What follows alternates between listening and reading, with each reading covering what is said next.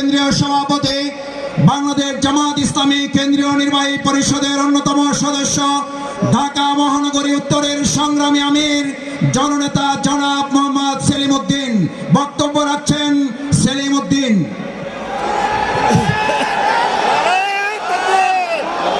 আসসালামু আলাইকুম ওয়া রাহমাতুল্লাহি ওয়া বারাকাতুহু।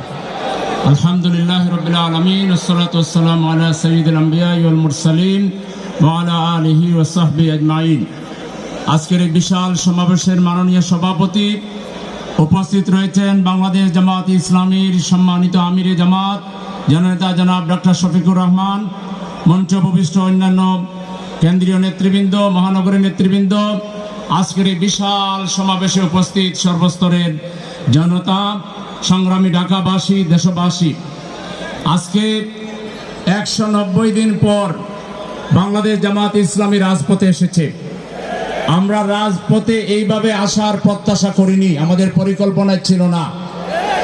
আমরা যে দাবিতে এসেছি, এই দাবিটা রাস্তায় এসে দাবি করে আদায় করতে হবে, এটা আমরা ভাবিনি।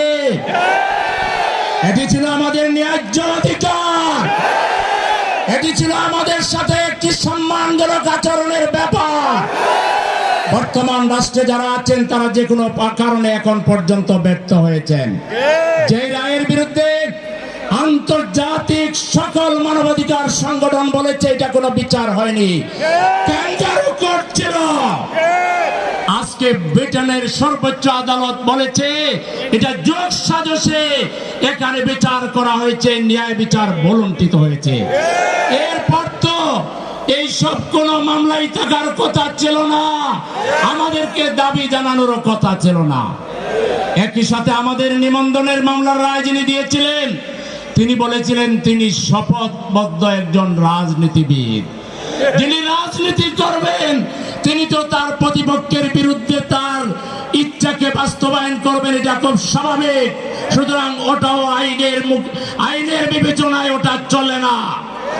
জামাত ইসলামের তৎকালীন ভারপ্রাপ্ত সেক্রেটারি জেনারেল এটিএম আজহারুল ইসলামকে অনতি বিলম্বে যদি মুক্তি দেওয়া না হয়, জামাতের নিবন্ধন এবং জামাতের মার্কা ন্যায় বিচারের পথে দাঁড়িপাল্লা যদি অনতি বিলম্বে ফিরিয়ে দেওয়া না হয়, আমরা মাননীয় আমির জামাতের নির্দেশ চাইব। আপনি যদি বলেন প্রতিদিন সকালে একবার, বিকালে একবার ঢাকার 130টা প্রশাসনিক ওয়ার্ডে আমরা মিছিল করব, বিক্ষোভ করব, ঢাকাকে অচল করে দেব। আমরা আমির জামাতের নির্দেশের বাইরে কিছু করব না। আমির জামাতের কাছে আমরা কর্মসূচি চাই, আর যদি কর্মসূচি আপনারা আমাদেরকে যদি দিতে না চান, তাহলে সময়কে বন্যা করে এই 3টা দাবি পূরণ করবেন, সেই আশাবাদ ব্যক্ত করে সবাইকে ধন্যবাদ জানিয়ে আমার কথা